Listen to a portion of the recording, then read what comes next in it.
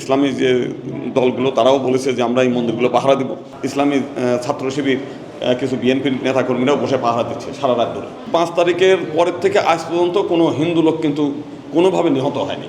তো একটা গ্রুপ এই ঘোলা জল করার জন্য চেষ্টা করে, তারা ভয় দেখায় যে এই দেশে থাকতে পারবো না, শিগগিরই ভারতে চলে যাও, পাসপোর্ট করেন, দেখবেন পাসপোর্ট অফিসে লাইন ধরেছে।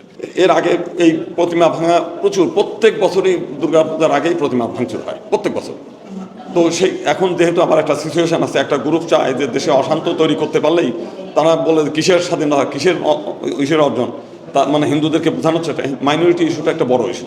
তারা বিশ্বব্যাপী এইটাকে প্রচার করে। দেখেন এই দেশে বহু মুসলিম বাড়ি পুড়িয়ে গেছে, ভাঙচুর হয়েছে, সেটা নিয়ে কিন্তু বিশ্বে প্রচার হয় না, প্রচার হচ্ছে মাইনরিটি নিয়ে।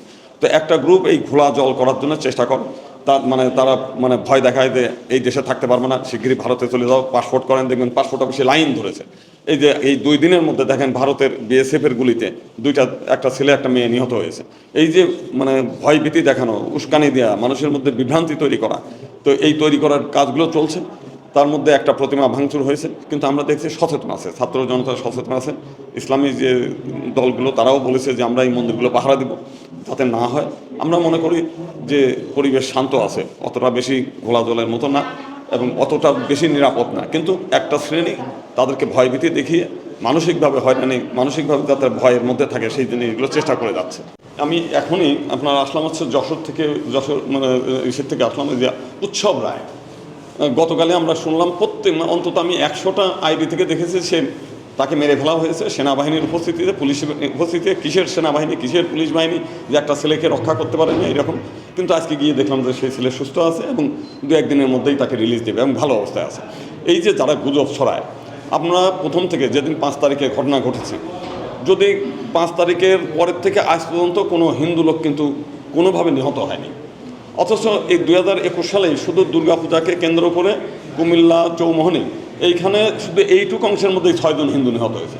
তাহলে আজকে যেখানে বাংলাদেশের অনেক বড় বড় রাজনীতিবিদের বাড়ি পুড়েছে, সে অনুপাতে বাংলাদেশের কোনো হিন্দু বাড়িতে বেশ কিছু বাড়ি পুড়েছে যারা রাজনীতির সঙ্গে যুক্ত। শুধুমাত্র রাজনীতির সঙ্গে যুক্ত নাই যারা, এমন সংখ্যা খুব কম। আর গ্রামের প্রত্যন্ত অঞ্চলে, বিশেষ করে উত্তরবঙ্গে অরক্ষিত কিছু মন্দির আছে, দিনের বেলায় যায় না, রাতের বেলায় গিয়ে তারা রাতের অন্ধকারে কে বা কারা ভাঙে তার কোনো ইতিহাস জানা যায় না। কিন্তু আমরা সন্দেহ যেটা করি আমরা, কারণ 2023 সালেও 5ই ফেব্রুয়ারিতে সেখানে একসঙ্গে 12টা মন্দির রাতের বেলা ভেঙে দিয়েছিল। পরে আমরা এটা নিয়ে মিছিল, মিটিং, বিক্ষোভ, প্রতিবাদ করেছি। শেষ পর্যন্ত দেখলাম যে ওখানকার আওয়ামী লীগের যে এমপি দবির সাহেব, উনি নিজে তার লোককে দিয়ে ভাঙিয়েছে অপরপক্ষকে ঘায়েল করার জন্য।